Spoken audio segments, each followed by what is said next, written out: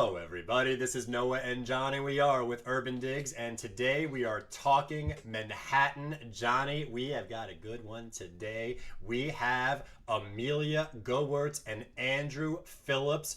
They're both a team at Brown Harris Stevens. These guys are powerhouse, Johnny. Done over $1 billion in sales, consistently named top 1.5% of all brokers in the country. They won the Revenue Deal of the Year award this year.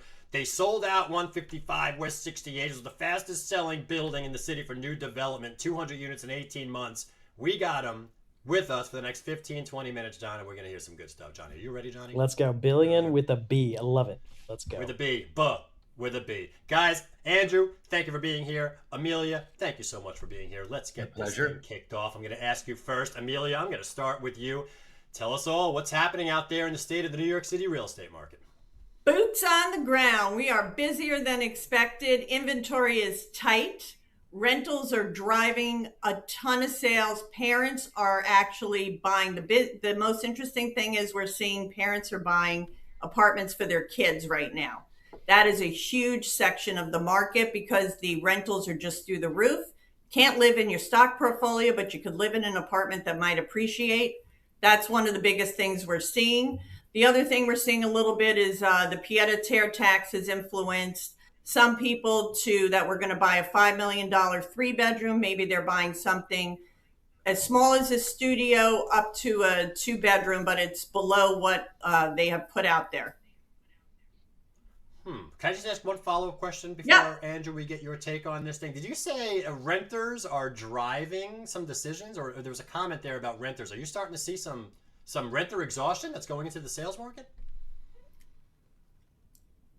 I think it has to do with the price of rentals and the people going, why am I doing this when I can buy something, use it as an investment, and appreciate value? So instead of the rents being all-time high right now, they're taking advantage where they can of good value in smaller units. Interesting. Okay, that makes sense. I heard Amelia talking about it, so I was just curious. Amelia, can I just ask you your thoughts on that? Yeah. You renters, is that a big driver as well? 100%. I mean, I'm doing a deal right now with a little girl. Father's buying the apartment because why am I going to pay this kind of money in rent? Interesting. Gotcha. And I just want to touch on it because you mentioned the Pied-à-Terre tax. Before we move on, I just want to touch on it just to see, are you seeing any movement from sales to rentals because of that surcharge? Sales to rentals. I don't know if I'm seeing sales to rentals. I would say I'm seeing pauses in the sales market from some people. They just want to see how it plays out. And we are seeing people who literally walked in the door to buy a 3-bedroom, and now they're doing a 2-bedroom, 1-bedroom studio. You know, I think that whole Pied-à-Terre thing was short-sighted but I won't go into the administration thoughts that I have. Yeah, we got you don't have to because situations that might be short-sighted. I think there's a lot of common ground there. I just want to move. I'll move on. I want to talk about, so you guys sit on top of the real estate ecosystem, so you see a lot of stuff come across your desk. And Andrew, I'll start with you.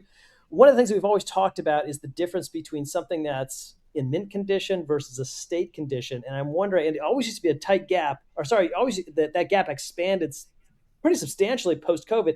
It's starting to come back though. And I'm wondering, is that something you're still seeing, or is there still that premium drive for mint condition units versus estate ones? Well, I think it's a combination. I think that the mint condition apartments are still very desirable, but you have to be prepared for multiple offers, things going above really probably appraised value, and being ready to accept that you're going to be overpaying. Now, some people are perfectly willing to do so, but now people are starting to recognize that happening and going, you know what, perhaps my value is in doing the work myself. As long as people are appreciating that it's priced appropriately for what it is, and because a lot of people won't put it out at that price to start, it starts wearing down, and then you are able to get your great value if you're willing to do the work. Right. Yeah, Amelia, do you have any thoughts on that whole this inventory is so tight right now? Is it the estate market? Is that where it's at? Yeah, fresh off the press, board approval yesterday, so we could talk about it. We had something on Central Park West that was not touched in 55 years. We really expected it to go way below what we were going to ask. And the inventory was so tight and the address was so perfect that we did see multiple offers on something that needs over $1 million in work. And the takeaway we all got from that, because most brokers in the industry were shocked because it was a little high profile, so they knew what it was. The takeaway is if you have the right address and you have light, because post-COVID views are very important, show off your light and you can get multiple offers in this market that I don't even know if we would have seen this 6 months ago. I feel like this is a brand new thing that's happening. But I also think it has to do with making sure that you're letting the market drive it rather than assuming that you can get an overpriced apartment on the market and sell it. So price it very realistically, appropriately realistically, but let the market drive it if it's meant to go higher.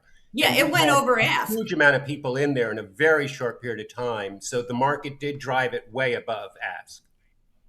Yeah, well, I mean, my takeaway from this is that, a year and a half or 2 years ago, it was these types of properties that were not trading so quickly. These properties that were in estate condition. Yeah, they had a good address. Yeah, they had good bones. Yeah, they had some good light and views, but we didn't have the inventory situation a year and a half ago that we kind of have today.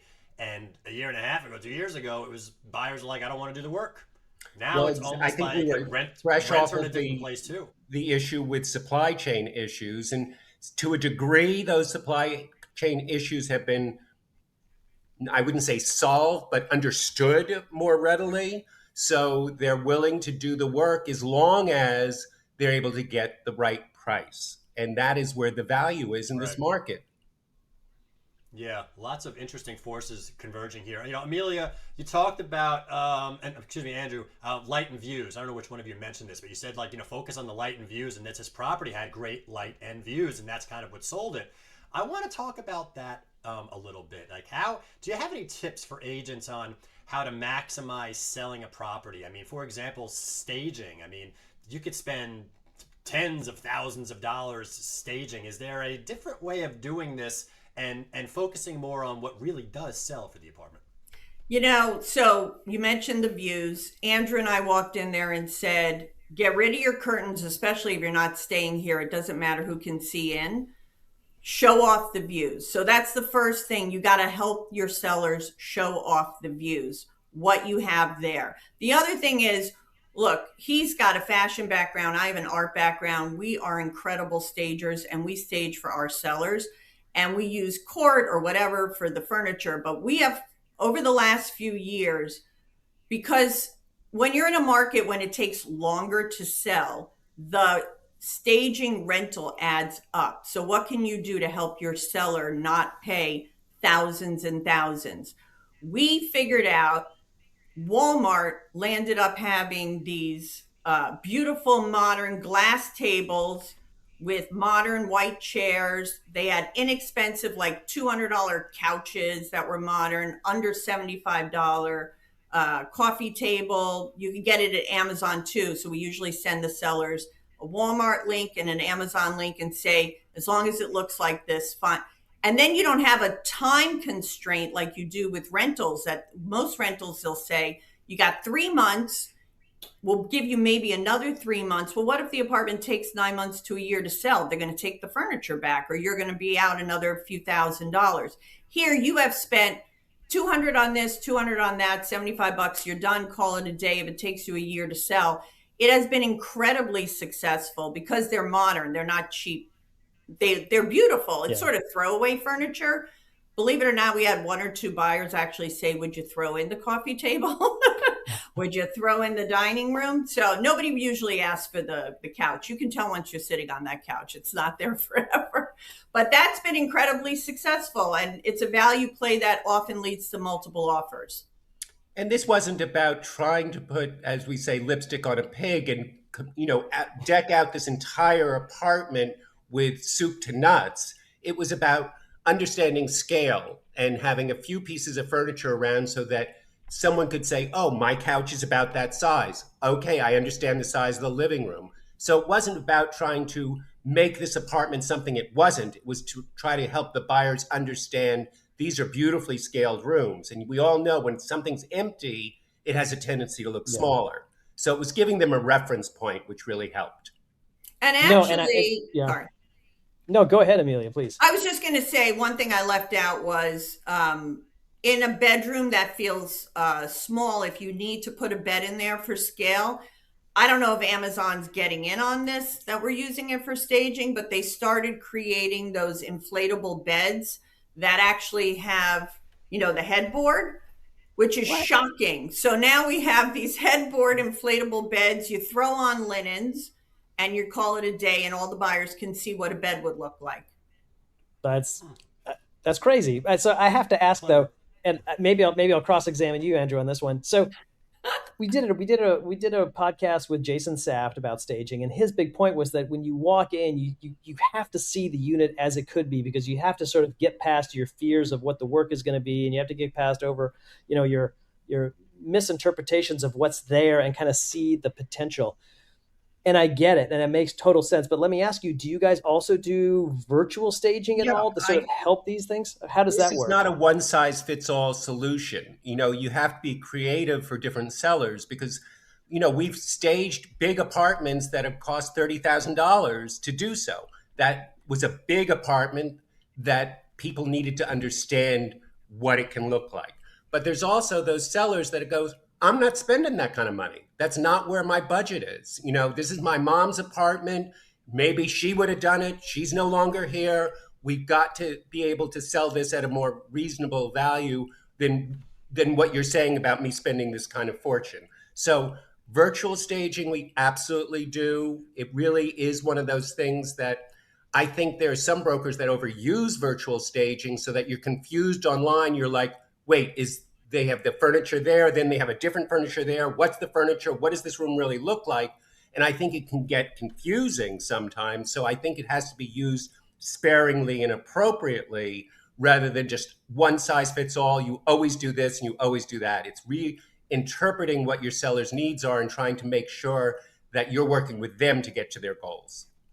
Yeah, and I want to pick up on that thread exactly because it's all about interpreting the seller needs. And I want to pivot, as we like to say, into the next topic, which is about market intelligence and talking to sellers. I mean, every seller has their own unique needs, and this market is absolutely chock full of data. So how do you guys as a top team sort of manage having those conversations, different conversations with different people about different topics all the time? How does it work? Well, I think one of the biggest mistakes that a lot of people make, I can say sellers, brokers, whoever, when you're talking about the market, is that the market is not the market.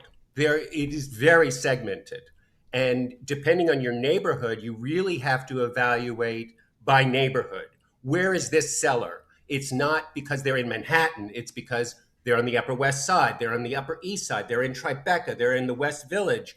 All of them are different neighborhoods, have different supply chains, different amount of inventory. And there are places, West Village, there is no inventory in the West Village at any point in time. So, you almost can't overprice too much there. I say that sparingly because you always can, but, to a good degree, you have to understand what the supply chain is in any neighborhood to be able to take advantage of really appropriately having that discussion with your seller. Well, and also sometimes you're at a view break. This apartment I'm thinking of, I'm not going to say the address because we haven't closed yet, but we're in contract. I made sure I said we have this issue with appraisers, believe it or not. I've actually challenged a few appraisals. Sometimes the 8th floor is the break in the view. Successfully? That's worth more money. What'd you say, Noah? Yes, successfully have you challenged. Appealed these? Okay, successfully challenged. Yes. Oh, yes. We don't go after it unless we know 100%. There was something on 75th Street where literally the apartment below was a brick wall. The apartment above was a brick wall. And so the appraiser, we caught him, did not go in the apartment because this exact spot happened to be where the break was, and the building across the street had a garden. So we photographed the kitchen of the unit he didn't appraise in person, the view, and then we put in the apartment before and above and below. We won. And he was for those, impressive. all I was gonna of say. those at home Or the that seller are one. thinking that the appraiser's coming in the wrong area, don't give up hope. I mean, views and renovation, those are the two elements that you never know. You might work in your favor if you have something go against you. And Absolutely. There's a specific case. Yeah. Very good use case there. Excellent stuff here, guys. We're getting towards the end. I mean, we could just keep talking to you guys over and over again, but And we've been People noticing. love talking about real estate. you have to do deals out there. Guy, I would love to hear from both of you because you guys operate a team. How big is your team, by the way? We have our partnership as well as an assistant. So Okay, two of us that's- and an it's assistant. tight. Oh, Yeah, you're it's a tight tight. team. Real tight team. We're both control Amazing. freaks. It's hard to Exactly. give up. We manage everything. Okay, I got it. Okay, lots of hats. Well, you know what? I wanna think about the agent that's out there that's trying to figure it all out. They're trying to get their production to the next level. They're trying to be more successful. They're trying to win more business, get more listings, get more leads, etc., etc. You guys have been through the ringer. You know the game. You're succeeding at it. So I'm going to ask both of you. I want to start with Andrew, and then Amelia, you could finish us off. Andrew, what strategic tip, production tip would you pass on to another agent trying to be more successful? I think that we all are kind of aware of take advantage of your sphere of influence. But what that really comes down to is interpreting what that sphere is. I have a house outside the city, and I use that and entertain, and I go to a lot of events out there. And I find that everyone that I go to, everyone loves to talk about real estate, not just real estate brokers, but every seller. So every time I'm going to an event that I know who's going to be there, I'm checking their home address. I'm checking what the availability is in the building. If I know what line they live in, I check what the last sale was, because everyone kind of wants to test your knowledge at different points. And it's like, oh, I understand in my building there's this apartment. Do you know what's going on? And I was like, well, yeah, it came on last week. It's at this price. It's a very similar apartment to your apartment. People are always impressed about keeping knowledge. Now, they don't know that 10 minutes before I went to this dinner party, I checked their addresses. I checked what availability there was, so that when they start kind of casually talking about it, I'm the expert that they know of. And that's important, to always come across as the expert that they can call. And it's not always just about real estate. Become their source. I need someone on the Upper West Side to reglaze my tub. Let me get you the information. Do I know if I'm going to sell them something I don't know. But if I'm their source for anything related to home or real estate, they're going to keep thinking of me. And that's what you want down the road. Love it. What about you, Amelia? I agree. I mean, Andrew's much better at that than me. I came from an art and music background, so I was trying very hard to keep it separate. Ironically, when I talk to new brokers who come from an art or music background, they always say, oh, please, I don't have a sphere of influence that, can buy an apartment. And then I tell them about me, who was traveling musician, and one of my biggest sales at the start of my career was from a very poor musician in a 6th floor walk up, and he happened to work for a very rich person. And they want to look good. The poor musician or artist wants to look good in front of their boss or their friends. They know you're in real estate, and they will say, well, why don't you try my friend? At that point, it was Amelia. He didn't have a clue that I actually knew what I was doing, and I got the buyer out the door, $6 million all cash one day sale. So I always say to people, that was a big wake up call for me. You should be mailing, email blasting, mentioning whatever you can mention to get out of sight, out of mind. So get in the face of the people even if they're waitresses or whatever, because they are friends with the people who can buy or sell apartments. Everybody, the hot dog man knows people. I actually have gotten referrals from, like, in the old days when you had a stationery store or, newspaper stand. I've sold people from those people. They just, as long as you're nice and you talk to them, it could be about a restaurant, like Andrew said. And We've they had know people what you walk do. in, right? Like we've had people walk in and say, "Where's a hardware store?" As long as you're nice, they want to send you people because it also helps them look good. And for new brokers, your word is all you have, is I cannot stress enough. And your co-brokes are your friends. You're going to do deals with them a year from now, 2 years from now. Play nice. Your Yeah, reputation look, I is mean, everything.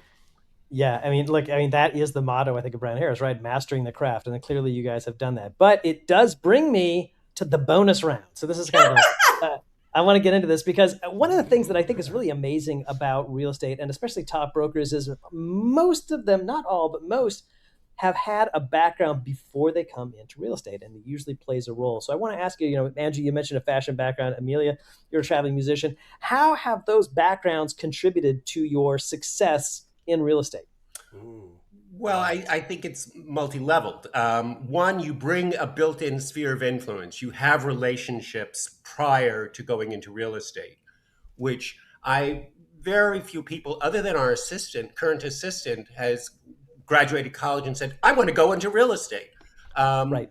I had about 16-year career in the fashion business and worked for major organizations, both, with those people as well as the market out into the vendors, relationships. So I brought that sphere of influence with me, but I also brought that talent. And I walk in and there's lots of times where people are like, what do I have to do to get my apartment ready? And that is something I'm very good at. And they don't need to hire someone to come in. I can say, let me walk you through this and make it work for you. And it's a built-in freebie. All right, Amelia, rockstar action. What's happening there? So I will tell you, I was actually an art major. I'm a watercolor artist in addition to a singer-songwriter it's interesting because Andrew and I are so, it's like amazing. Like I cannot make a bed to save my life. And his linen display is stunning, and like even the photographers talk about it, the Oriental rugs, the strings on the Oriental rugs, how he could display it. I cannot do that, but I'm very good. Like Magritte, Dali, I'll put, the green apples in a certain way. And frankly, with the music background, I was referred by an artist, 146 and a half Java in Greenpoint, and it was a wreck. Oh my God, it was such a wreck. Like it's a great wreck. Beyond anything in your dreams. And so I decided I was going to write a song with the address 146 and a half Java. And that was going to be part of our video. And it was going to talk about it needed a little bit of saving, but look at the neighborhood and you have this and this. And we talked about the stores and all the details.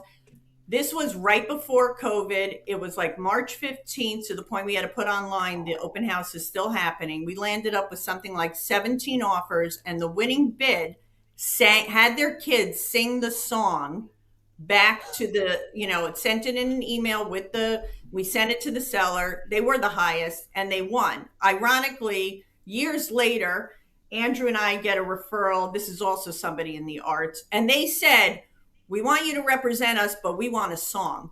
So then I had to write a song about 35 West 82nd, how the clouds were floating by, because it also was sort of a wreck that needed help. So we wrote, it was all about the lights. And Andrew's always in the song. He's got his candle rocking back and forth. Sometimes he sings with me.